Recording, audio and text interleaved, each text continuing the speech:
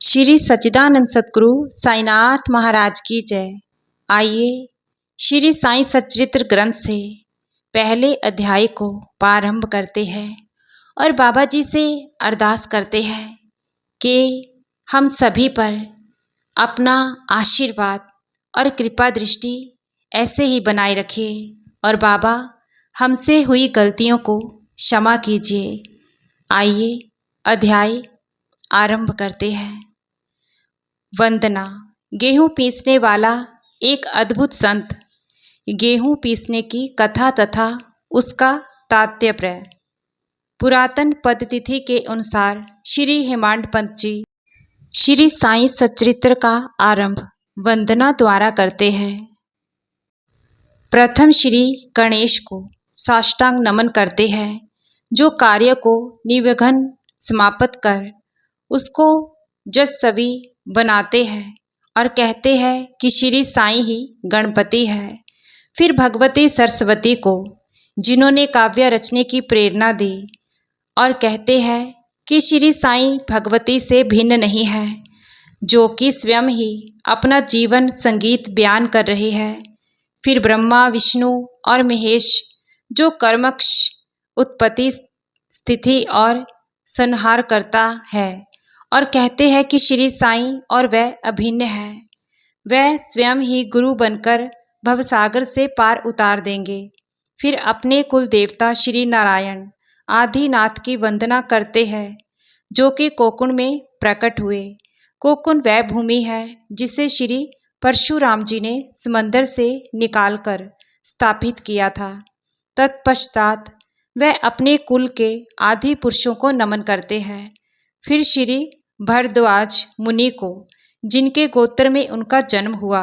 पश्चात उन ऋषियों को, जैसे याज्ञवल्क्य, भृगु, पाराशर, नारद, वेद व्यास, सनक सनंदन, सनत्य कुमार, शुक, शौनक, विश्वामित्र, वशिष्ठ, वामदेव, जैमिनी, वैशंपायन, नवयोगींद्र इत्यादि तथा आधुनिक संत जैसे निर्वती, ज्ञानदेव, सोपान, मुक्ताबाई, जनार्दन, एकनाथ, नामदेव, तुकाराम, कान्हा, नरहरि आदि को नमन करते हैं। फिर अपने पिता में सदाशिव, पिता रघुनाथ और माता को, जो उनके बचपन में ही गत हो गई थी। फिर अपनी चाची को, जिन्होंने उनका भरण पोषण किया, और अपने प्रिय भ्राता को नमन करते हैं। फिर पाठकों को नमन करते हैं, जिनसे उनकी प्रार्थना है कि वह एकाग्रचित्त होकर कथा अमृत का पान करें।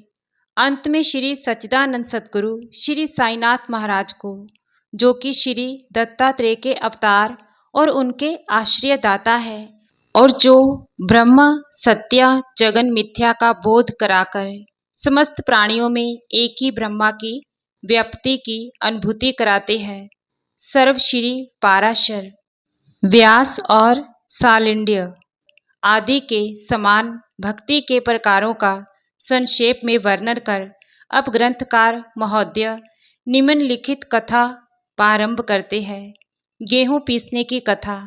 सन 1910 में मैं एक दिन प्रातःकाल श्री साईं बाबा के दर्शनार्थ मस्जिद में गया। वहाँ का विचित्र दृश्य देख मेरे आश्चर्य का ठिकाना न रहा कि साईं बाबा मुंह हाथ धोने के पश्चात चक्की पीसने की तैयारी करने लगे।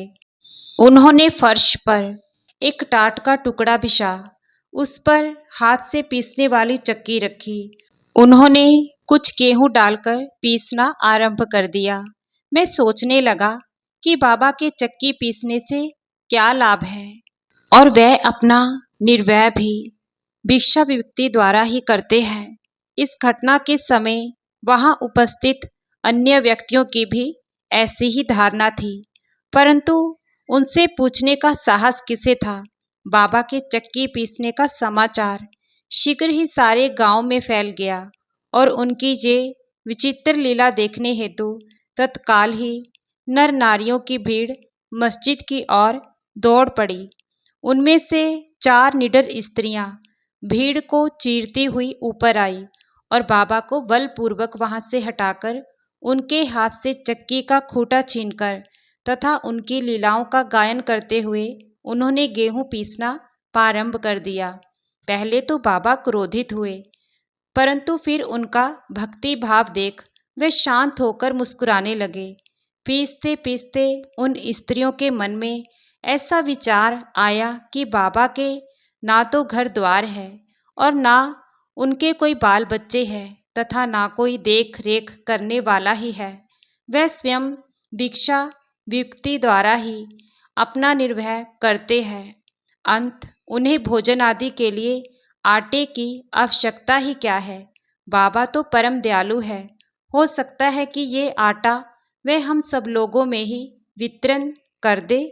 इन्हीं विचारों में मगन रहकर गीत गाते गाते उन्होंने सारा आटा पीस डाला। तब उन्होंने चक्की को हटाकर आटे का 4 समान भागों में विभक्त कर लिया और अपना अपना भाग लेकर वहां से जाने को उगत हुई। अभी तक शांत मुद्रा में निमग्न बाबा तत्क्षण ही क्रोधित हो उठे और उन्हें अपशब्द कहने लगे। स्त्रियों, क्या तुम पागल हो गई हो? तुम किसके बाप का माल हड़प कर ले जा रही हो? क्या कोई कर्जदार का माल है जो इतनी आसानी से उठाकर लिए जा रही हो? अच्छा, अब एक काम करो, इस आटे को ले जाकर गांव की मेड़ सीमा पर बिखेर आओ। मैंने शिरडी वासियों से प्रश्न किया कि जो कुछ बाबा ने अभी किया है उसका यथार्थ में क्या तात्पर्य है। उन्होंने मुझे बतलाया कि गांव में विछूची का हैजा का जोरों से प्रकोप है और उसके निवारणार्थ ही बाबा का ये उपचार है। अभी जो कुछ आपने पिसते देखा था वह गेहूं नहीं वरन विछूची का हैजा था जो पीसकर नष्ट कर दी गई है। इस घटना के पश्चात सचमुच विछूचिका की संक्रामकता शांत हो गई और ग्रामवासी सुखी हो गए। ये जानकर मेरी प्रसन्नता का पारावार न रहा। मेरा कौतूहल जागृत हो गया।